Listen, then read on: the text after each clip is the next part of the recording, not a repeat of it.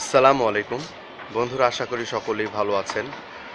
আর এই মুহূর্তে কিছু কথা মনের মধ্যে ঘুরপাক খাচ্ছিল, ভাবলাম বন্ধুদের সাথে শেয়ার করি।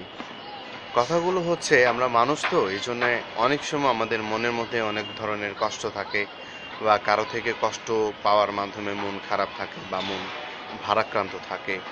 আর আমরা সেই কষ্টটাকে দূর করার জন্য, মন ভারাক্রান্ত ভাবটাকে দূর করার জন্য সাধারণত আমরা মানুষ যারা যেটা করি, গান শুনে থাকি। আর ভাবি যে গান শোনার দ্বারা হয়তো বা আমাদের মনের কষ্টগুলো দূর হতে পারে। কিন্তু আজও অবধি কি মানুষের মনের কষ্টকে গান দূর করতে পেরেছে কিনা আমার জানা নেই। তবে গান মানুষের মনের সাথে যে প্রতারণা করতে পারে, এটাতে আমি নিশ্চিত। কারণ একটা মানুষ যখন খুব কষ্টে থাকে বা তার মনের মধ্যে অনেক ব্যথা থাকে, তখন সেই ব্যক্তিটা যদি বাদ্যবাজনাওয়ালা সেই গানগুলা শুনে ব্যথা বেদনার, তখন তার মনের কষ্টগুলো বাড়তেই থাকবে। কিন্তু আল্লাহ তাআলা কুরআনের মধ্যে বলেছেন যে মুমিনের অন্তরকে প্রশান্তিত করতে পারে একমাত্র আল্লাহ তাআলার স্মরণ।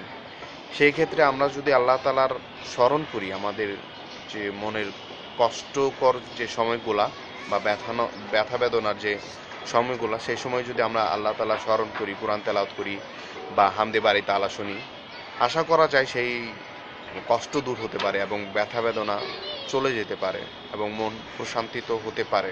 আর এটা হবেই, আমি পরীক্ষিত।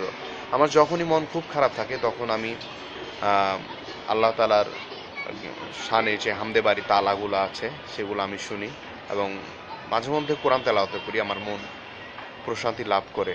আপনারাও চেষ্টা করে দেখতে পারেন বা ট্রাই করতে পারেন, ভালো লাগবে ইনশাআল্লাহ। ভালো থাকবেন, সুস্থ থাকবেন।